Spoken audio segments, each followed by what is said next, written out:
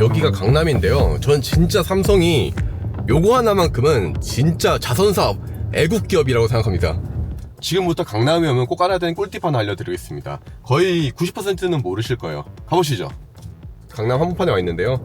여기 오면 사실 주차하기가 굉장히 빡센 편입니다. 근데 여기 삼성 빌딩 보이시죠? 여기가 삼성전자 서초 사옥인데요. 엄청 넓습니다.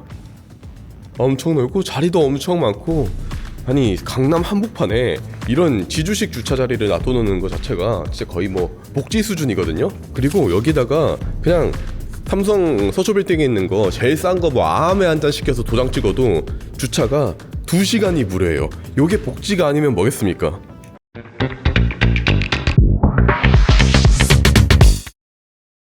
만약에 제가 이재용 회장님, 최태원 회장님이었으면 와 진짜 힘들어서 한국에서 사업을 안 하고 그냥 미국 갔을 것 같습니다.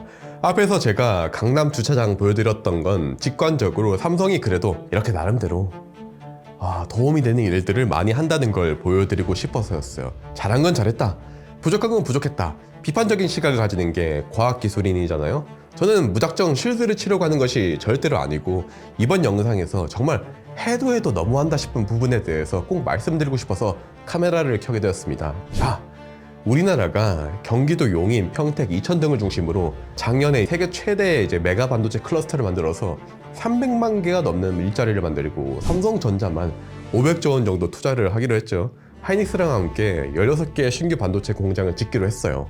계획대로면 올해 용인 반도체 클러스터 생산 라인이 가동돼야 되는데 용수 공급 인하가 문제로 2년 지연됐고, 올해 4월에는요 안성에서 LNG 발전소 짓지 말라고 반대하며 또 29개월 지연됐습니다. 미국과 일본은 본인들 나라에 지으라고 교통정리를 해주고 보조금도 주며 도로 이름도 기업 이름을 따서 해줄 정도로 극진대접이지만, 우리나라는 국가 전략 사업이 님비와 행정미숙으로 지연되고 있습니다. 근데 이건 지금부터 여러분이 들을 내용에 비하면 세 발의 피해요. 먼저 제일 짜치는 거 얘기를 해볼게요. 무슨 군대도 아니고 동네 식당을 이용하라는 게 말이 됩니까? 무슨 말이냐면, 지금 용인시 처인구 원산면에서 지역 주민들이 하이닉스랑 마찰이 있어요. 이유가 뭐냐? 하이닉스가 건설 노동자분들의 한 끼에 한 5,900원 수준의 구내 식당을 설치해서 식사를 제공하니까 지역 식당들에서 반발을 한 거지. 노동자분들이 한 10,000명 정도 되는데 구내 식당 말고 동네 식당 이용하라는 거죠. 한 상인분께서는 동네 식당 외면하고 내부 식당을 갖는 건 지역 상권을 무시하는 처사, 이런 말을 하실 정도였어요. 예전에 우리 군 장병들이 핸드폰 쓰는 거 막으라고 동네 상인들이 사령관한테 찾아가서 뭐 반발했다, 이런 뉴스를 본 적이 있는데, 이거랑 다른 게 뭔가 싶었어요. 기업이랑 군인은 봉이 아니잖아요. 활용 점정으로 안성시는 반도체 클러스터를 기피시설로 지목했습니다. 안성시는 2020년 1월 반도체 공장 오폐수 문제로 1년 동안 환경영향평가 심의를 했고요. 여주시는 2022년 6월 용수공급 인하가에 반대하고, 더 나아가 이번에는 주민들과 지자체의 반발로 하이닉스는 LNG 공급관 건설 루트를 빙 눌러서 짓게 돼서 29개월 미뤄졌어요. 주민들이 각종 보상을 요구하고 지자체장들이 금전 보상하라고 막 은근히 압박한다는데, 한 기자님 말씀대로 공장 짓기 참 어려운 한국입니다. 그런데 삼성이 작년에 역대급 적자를 봤잖아요. 이로 인해 삼성전자가 작년에 법인 지방소득세를 0원을 냈어요. 그래서 지금 수원, 용인, 화성, 평택은 비상입니다. 실제로 용인은 1.45km 도로 건설 사업마저 중단했습니다. 지난 10년 동안 삼성이 수원에 냈던 세금이 1조 5,130억 원인데, 그래서 수원은 더 심각합니다. 물론 오폐수나 LNG관이 내 동네를 지나가는 건 달갑지 않을 수 있습니다. 반도체 웨이퍼 팹이 하루에 인구 수십만이 사용하는 물 사용량이랑 맞먹을 정도로 많고 하수 처리가 잘 된다지만 불안하실 수 있습니다. 하이닉스는 LNG를 통해서 연료를 공급하려고 했으나 토지 보상이나 환경 보전, 가스관에 대한 주민과 지자체 반응이 좀 있어가지고 지연됐습니다. 이해할 수 있습니다. 하지만 솔직히 삼성과 하이닉스가 온다 해서 집값 상승 효과로 득을 많이 보셨잖아요. 가격이 엄청 올랐죠? 지금은 글로벌 반도체 패권 전쟁 중이잖아요. 아파트 가격 오르고 인프라는 누리고 싶지만 내 근처에는 하지 마라. 물론 한국이 미국이나 일본에 비해서 땅이 작긴 합니다. 하지만 다른 나라는 지금 알아서 정부가 어떻게 하고 있는지 모르겠지만 교통정리를 싹 하고 있잖아요. 마피아나 야쿠자라서 뭐 동원하는지 모르겠는데, 하지만 우리나라는 망하고 있는 나라잖아요. 근데 우리나라는 이러면 장기적으로는 안 좋아요.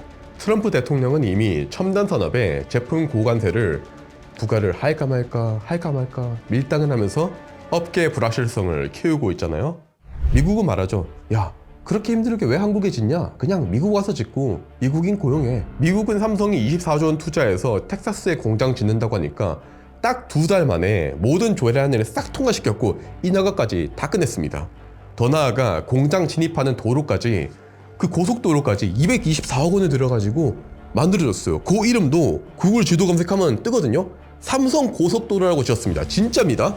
구글 맵에 제가 텍사스 삼성 하이웨이 검색하면 진짜로 뜹니다. 보이시죠? 진짜예요. 일본은 TSMC가 공장 짓는데 우리 5년 걸릴 것 같아요 하니까 24시간 천략공사까지 해가지고 20개월 만에 완공시켜버렸죠. 우리나라는 반도체 클러스터 계획이 처음 발표된 2019년 3월 이래로 6년이 지나서야 첫 삽을 뗐죠. 이로 인해서 단순히 금융 비용으로만 1년에 수백억 원이 지출되고 있고 장기적으로는 피해가 수조 원이 발생하고 있습니다. 상황이 이렇다 보니까 삼성은 실제로 미국에 눈을 돌리기 시작했습니다. 아니, 나 같아도 미국에 내 이름까지 지어가지고 도로를 지어주는데 미국으로 가지.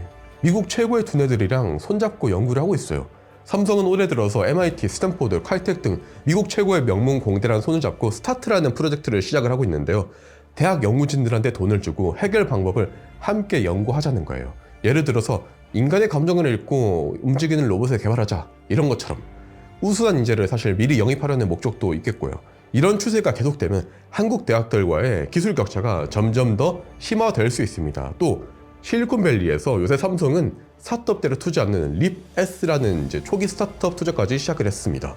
물론 한국에서도 여러 계약학과들도 만들고 교수님들께 정말로 좋은 지원들을 삼성과 SK가 많이 해주고 있습니다. 실제로 몇 달 전 포스텍의 황승준 교수님과 인터뷰에서 삼성은 그 누구도 하지 않은 새로운 연구를 하겠다고 한 연구자들에게 조건 없이 연구를 해주는 프로그램을 만들어서 전폭적으로 연구자들을 지지해주고 있다고 합니다. 하지만 이런 삼성이 점점 눈을 밖으로 돌리는 이 분위기, 과연 무엇 때문일까요?